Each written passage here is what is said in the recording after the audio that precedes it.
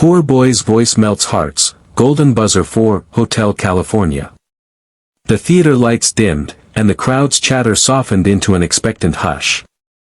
On stage stood a thin boy with messy brown hair, holding a guitar almost as big as himself. His clothes were worn, the sleeves frayed at the cuffs, and his sneakers had holes in them. The microphone seemed intimidatingly tall, yet he didn't shrink back. He looked out at the sea of strangers, his eyes wide but determined, like someone who had carried more weight than his years should allow. His name was Noah, and this was the first time he had ever stood in front of an audience this big. Noah had grown up in a small town where dreams were luxuries and life was a constant balancing act between surviving and wishing. His father had left when he was 6, and his mother worked double shifts at a diner to keep food on the table. Music had been Noah's escape. Late night strumming an old guitar his uncle had pawned off for $20, learning chords from YouTube videos on a cracked phone. He never had formal lessons. What he had was heart, and a voice that could make you stop mid-sentence, look up, and forget the world for a moment. He hadn't come to the talent show for fame. He came because his mother once told him, "Your voice could open doors we don't even know exist." She had been the one to save every tip, every crumpled dollar bill, until they could afford the bus ticket here.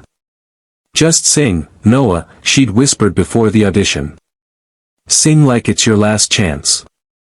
Now, as he adjusted the mic stand, one of the judges leaned forward. "What are you singing for us today?" Noah cleared his throat and said softly, "Hotel California, by the Eagles."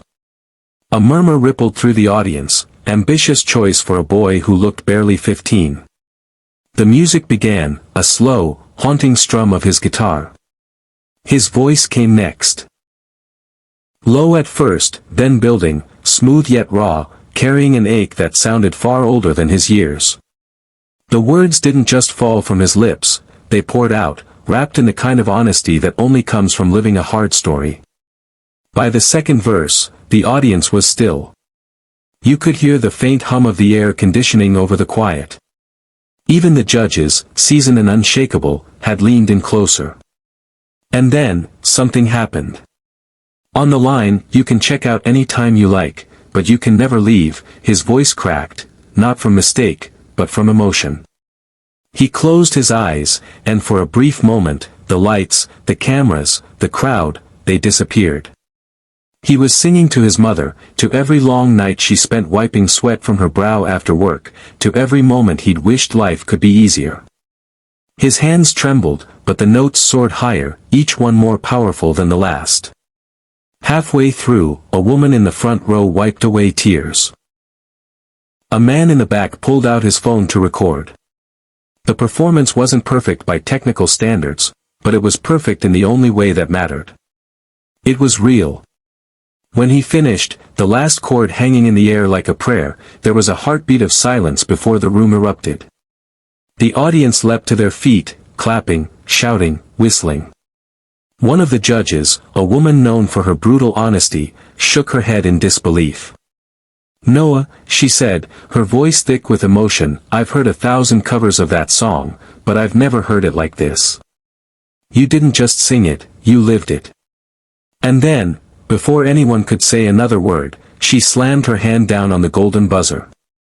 A shower of gold confetti exploded from above, raining down on Noah as his jaw dropped.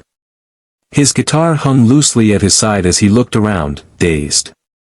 The roar of the crowd swelled, and the stage lights glistened off the golden flakes in his hair.